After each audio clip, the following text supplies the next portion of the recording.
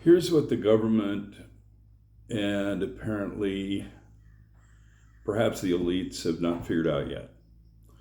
And that is because we're in a new world with, what do they call it, social media, YouTube, X, even Twitter, even TikTok, the rest of them, Facebook. They no longer have a skill to respond to issues. In the old days, they had commercial TV, which they could control. The advertisers controlled it, the corporations controlled it, because they had threatened to just cut advertising or flood you with letters from grandmas that were upset that you said something that they didn't like. Now, we have a whole different paradigm, a whole different I hate using that word. I've never been able to really figure out what it means, but we have a whole new protocol, I hate that word too, to figure out how things work and how they don't work. Well, the problem that the government has, the politicians have, is that their responses are geared to a media that no longer has any power, and that is the legacy media, the boomer media, if you will. They need to respond to a new media, which is democratic media. It's not capitalist. It's not driven by profit. Well, it's only driven by profit in that Google pays people and X perhaps pays people, and you can put ads on your social accounts, your YouTube accounts, etc. You can put an ad there, or you can get paid a little bit of money. You can monetize your account from YouTube. Will pay you a little bit for every viewer or every subscriber that you have, and I'm not sure which they base that on anymore, because a lot of times prescribers are less than half of who actually sees your program, but didn't seem to stop them from offering Barry Weiss a lot of money for her so-called super successful show, which wasn't, but I think the CBS or somebody offered her 150 million bucks. Anyway, I'm tailing off here. What I'm trying to say is, and my point of this whole discussion is, that the ruling elite, the people, I use that term too, elite, the people who make all the rules, they're not used to having their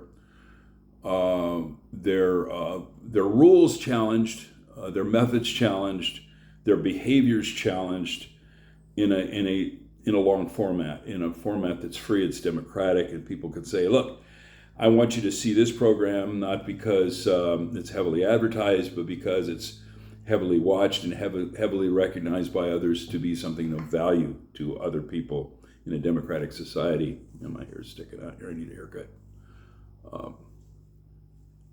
So they don't know how to respond to that. So what they're doing right now is Ellison and his little son, Sonny Boy, are buying up whatever media they can get a hold of, and then they're going to turn it into a mouth for the Israeli government and justification for all the murders they're committing in the Middle East and have been for decades now.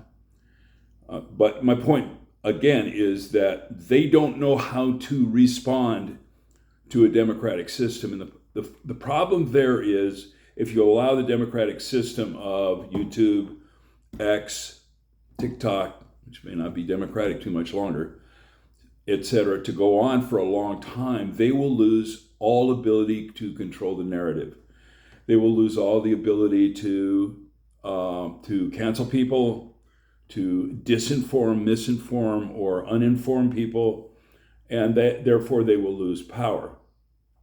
They don't want that to happen. But you can tell this by what the Israelis are doing and what the Zionist right-wing Jews in the United States are doing, is they're attacking people vehemently, and it doesn't look good for them. People are not responding well to people like Levitt or Levin or whatever his name is, attacking people and accusing everybody, including Tucker Carlson, of being a Nazi, and little squeaky assholes like what's his name? Benjamin, no, not Benjamin, what's his name? Benny, Oh, the little squeaky Jewish guy, Shillman. No. You guys probably know who I mean. Shapiro, something like that. Anyway, those guys who don't come off very, very successfully to others, they're not likable. They don't have the what do the Europeans call it? Simpatico, the charisma, the normalcy, the normal-looking guy kind of thing. They don't have a trustworthy countenance, if you will. And these are the people that are out there and cutting their own throats by their vehement attacks, their ad hominem attacks, their anecdotal examples of whatever catastrophe they're proposing that free speech will give us. They don't understand how to make the system work right for them, because it won't.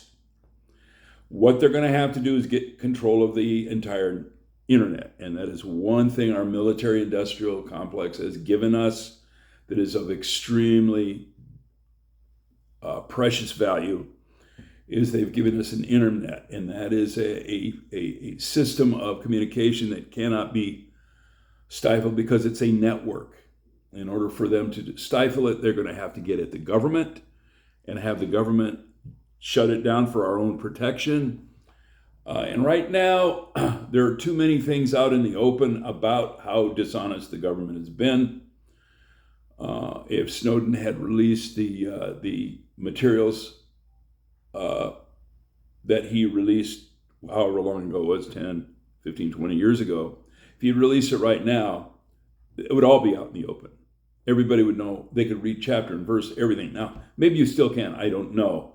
But my point being that right now, because all of this stuff is out in the open, and they really don't know how to deal with it, and they're really screwing up by, it's almost like self-immolation, cutting their own throats, as it were.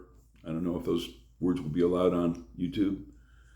There's nothing, I could never figure out the mysteriousness of the particular algorithm. Sometimes fuck is cut out of the program, and sometimes suicide, the name Jew, is sometimes cut out nowadays. You know, there are a lot of forbidden words, but I don't think the algorithm can keep up with human beings and their ability to use other code words, so they don't get censored.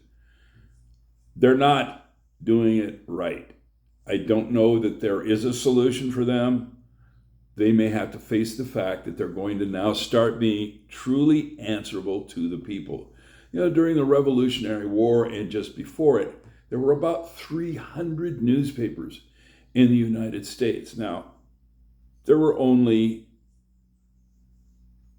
maybe 3 million people in the entire colonial coast of the United States at the time. Even before the United States, when they were just colonies, there were many newspapers. As a matter of fact, Benjamin Franklin was a publisher of a newspaper. I believe that Thomas Paine published pamphlets. I believe that the silversmith guy, Paul Revere, did some printing. It was a very well respected skill and honorable profession in those days to express your opinion. Not a corporate opinion, not a sponsored opinion, but your opinion. And people bought the newspaper and paid the penny to you to express that opinion. That's now what we have again. That's why we are having a communications revolution. The media is the message, as Marshall McLuhan once said back in the 60s. It was a long time ago. Youngsters, it was a long time ago, but we had something to say back then. And quit being so derogatory about boomers, by the way. We're the ones who invented all the shit you guys are using now, that you're so hurriedly condemning boomers for. Yeah, a lot of us are out of touch and just listen to the legacy media, the access media, but a lot of us don't. And there are some of us out there who know a little bit about what they're talking about and have opinions that are valid opinions, educated opinions, informed opinions, and are not just misinformation. So what do you get from all of this that I'm saying right now is it looks pretty good. It looks like something that I thought would happen 20 years ago and argued to my friends that we would save democracy because of the internet. Now, not only do we have the internet, we have a very large public forum that is not influenced too much so far by corporate interest or special tribes interest, financial interests, special banking interests, if you know what I mean. And I will just simply use code words like that to say that they don't know what to do about it right now. But their most effective way is to declare a security emergency and somehow get a hold of it and shut it all down. I don't know if they can do that without us going apeshit nuts and just having a revolution. I know they're doing that about the Jeffrey, what's his name? Epstein papers. They're now claiming, as they did last week, they said we're going to release all the papers, but in the fine print was unless they're involved somehow in national security, and who gets to determine that? The functionary that Donald Trump appointed as his attorney general. So we're probably really not. Again, we're going to get fake release of the papers because all the media, especially the legacy media, they've been over and they're going to release all of the documentation. It's all going to be quite open and clear, and everybody's going to be relieved that there's nothing in there to see here as we release all these. Of course, they're not going to release them all. And here's my theory. The Republicans will release those that are most damaging to the Democrats now. And when the Republicans get handed their ass next term, which they will, because Trump has at least forsaken half of his MAGA people, and either dismissed them from the party or the tribe, or they've resigned from the tribe. And I mean people like Candace Owen. I mean people like, I'm not going to go through them, Tucker Carlson, all the people that they've notified. And then the big one this week is Marjorie Taylor Greene, who I used to not like because I thought she was a little bit too white, a little bit too Christian for me, but she's turned out to be pretty honest with her own views about things, and I like that, even though I don't agree with all of them. I don't agree with everybody's views about anything. Fuentes or Candace Owen or Tucker Carlson, I don't believe him. I don't agree with him I don't think Putin's a good guy. I don't think the fact that he has returnable carts at his grocery stores makes Russia a wonderful place to live. And it bothered me what he did about Ukraine. I think they still, whether they've been infiltrated by the CIA or not, I don't give a shit. I've got ancestors that come from Belarus, Ukraine, Poland area. And yeah, at one time it was the Duchy of Poland, and another time it was the Empire of, Russian Empire. I don't know who they are, but anyway, my people are what are called Western Slavs, at least on my daddy's side. So I don't like what he's doing. His remarks about Putin. Putin is a thug, etc. But I still like Tucker a lot, and I would, if he created a new political party, which I think should be called America First. Some gratitude to Fuentes, even though people are labeling him as a Nazi and a Jew hater and a misogynist and all. If you go and actually dig down and read about him and what his remarks are, he doesn't really say any of the things that they claim that he says. Anyway, they don't. Back to my original point, and I'm going to end with this because I'm wandering around here. They don't know how to handle this. I mean, the powers do not know how to handle it. They're used to handling it a certain way. That hasn't worked.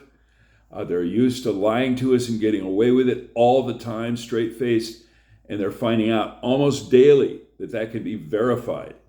Now, they are trying to control the AI. I've noticed they're scrubbing AI a lot. AI is misquoting a lot. AI is putting out, especially the Google AI that I've been using a lot. A lot of XAI does the same thing. They play games with the words, and then you have to demand that they clarify the words, and then eventually they apologize to you, saying, yes, you're right, we're not using the right words, and this person isn't as bad as we had thought.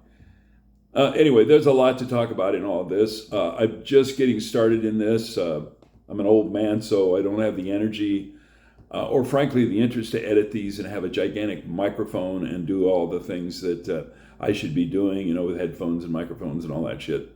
If what I have to say is of any value to you, subscribe to my little channel here, and I'm going to have it grow. I don't think I need it to grow any other way than organically, and that means I'm not going to play any tricks. I'm not going to promote it. I'm not going to do anything. But if you hear what I have to say and you like what I have to say, and I have something to say that you value, okay, that's kind of redundant, isn't it? Go ahead and like and subscribe to my channel. I would welcome new members. I would like to get my word out there, and frankly, I don't need to be monetized, so you don't have to worry about me being demonetized by YouTube. I will say as much as I can get away with, and that's going to be a lot. So thank you for listening, and I will be talking at you soon.